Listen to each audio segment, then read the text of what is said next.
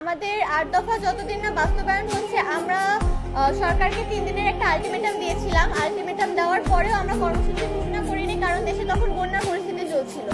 কিন্তু ভাই অত্যন্ত দুঃখের বিষয়, এই বন্যার ক্রিটিক্যাল মোমেন্টেও নোয়াখালীর বেশ কিছু হিন্দু এলাকায় ত্রাণ পৌঁছায়নি। চট্টগ্রামের আদিবাসী এলাকায় বন্যার ত্রাণ দেওয়ার নাম করে জম্মু আদিবাসীকে ধর্ষণ করা হয়েছে। দেশের দক্ষিণাঞ্চল যখন বন্যার কবলিতে, উত্তরবঙ্গে তখন প্রত্যেকদিন আগুন জ্বলেছে। তো সেই ক্ষেত্রে বলতে হয় যে ৮ দফা বাস্তবায়ন ছাড়া বাংলাদেশের সংখ্যালঘু সম্প্রদায় নিরাপদ না। আমাদের সংখ্যালঘু সুরক্ষা আইন লাগবে, সংখ্যালঘু মন্ত্রণালয় লাগবে। আমাদের ৮ দফায় যতগুলো দাবি আছে প্রত্যেকটা দাবি যৌক্তিক, এটা আমাদেরকে উপদেষ্টা নিজে বলেছেন। আমরা কোনো অযৌক্তিক দাবি নিয়ে রাজপথে নামিনি।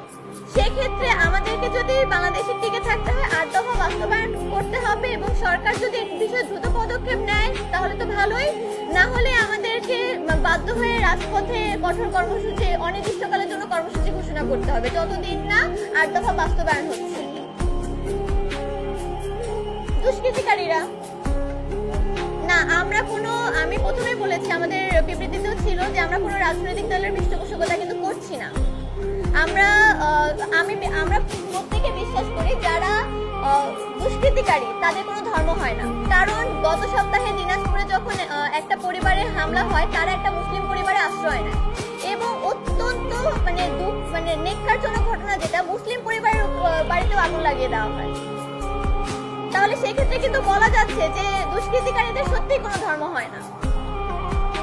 হিন্দু পরিবার, আমাদের পরবর্তী কর্মসূচি আমরা চাইছি যে আলোচনার মাধ্যমে না, আমরা পরবর্তী কর্মসূচি খুব শীঘ্রই ঘোষণা করতে চাচ্ছি। কারণ সামনে আমাদের দুর্গাপূজার পূর্বে যদি ৮ দফা বাস্তবায়ন না হয়, আমরা 2024-এ 2021-এর রক্তাক্ত স্মারক পুনরায় ফিরে পেতে পারি, এরকম একটা শঙ্কা আমাদের প্রত্যেকটা সনাতনী সম্প্রদায়ের মধ্যে আছে বা সংখ্যালঘু সম্প্রদায়ের মধ্যে আছে। হিন্দু, বৌদ্ধ, খ্রিস্টান, আদিবাসী সংখ্যালঘু সম্প্রদায় হিসেবে আমরা নিজেদেরকে দাবি করছি, কারণ আমরা বাংলাদেশের নাগরিক, এটা আমরা কথায় না কাজে বিশ্বাস করতে চাই। এবং আপনি যদি আমাদের পার্শ্ববর্তী কিছু দেশ দেখেন, যেমন পাকিস্তান, ভারত, প্রত্যেকটা জায়গাতেই কিন্তু মাইনরিটি ল, মাইনরিটি মিনিস্ট্রি আছে, পাকিস্তানেও আছে। এবং আমাদের মাইনরিটি বলতে ধর্মীয় সংখ্যালঘু বোঝায়।